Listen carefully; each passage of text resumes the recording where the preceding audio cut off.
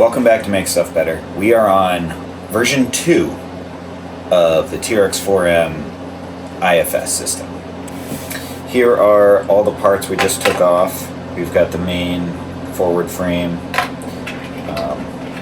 upper arms, lower arms, which are very basic. They're getting more complicated.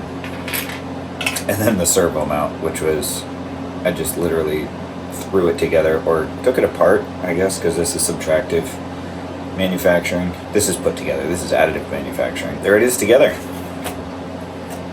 You'll notice it sits lower in the front because I had to shorten the arms a little bit. The front wheels were just way wider than the rear wheels.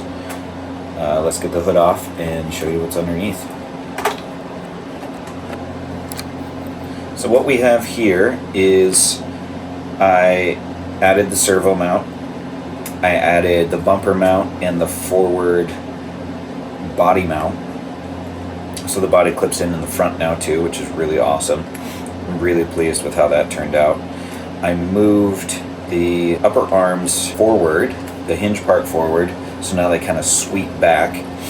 I added a steering servo horn, which I was using the old steering servo horn before.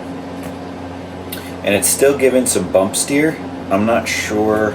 I think it's the angle of the tie rod ends. So I may have to adjust the servo horn. I don't think it's the width of where the links mount. I'm pretty sure it's the height, because they don't look like they're running at the same angle as the arms. I also shortened the upper arms by quite a bit in order to make space for the servo, and even more so for the body mount clip. It's funny, they call these clipless bodies, but we still have a clip. They should call them like levisless bodies. That doesn't roll off the tongue though. Body pinless bodies. Same thing with biking. Clipless pedals are the ones that clip in. It's weird. I digress. So along with the body mount, there's a bumper mount, so that goes together. Basically, it almost looks stock with the body on it, except that it's lower in the front. So that's gonna have to be adjusted. I am pleased with how it looks. It looks a lot better as far as those upper arms are concerned, and the steering links. I was able to bring those back in line with the arms, whereas before they kind of stuck out to the front and made this V shape with those. My steering angle is not amazing, so I'm gonna have to figure out something with that. I can see it's hitting the upper arm as it turns, so maybe adjust the angle of that, but I have a reason, and you'll have to tune in. I don't know if it'll be next video or the one after, why I have that huge curve in it. It's not just to clear the servo. There's another reason for it.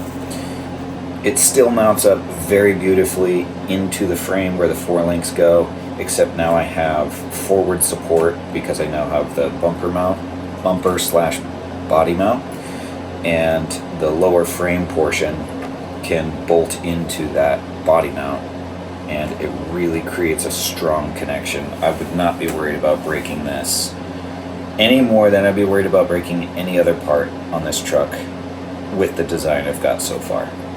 The things I'm going to take care of next are leveling out the suspension, so I've got to drop this whole system down a little bit to lift up the front of the truck.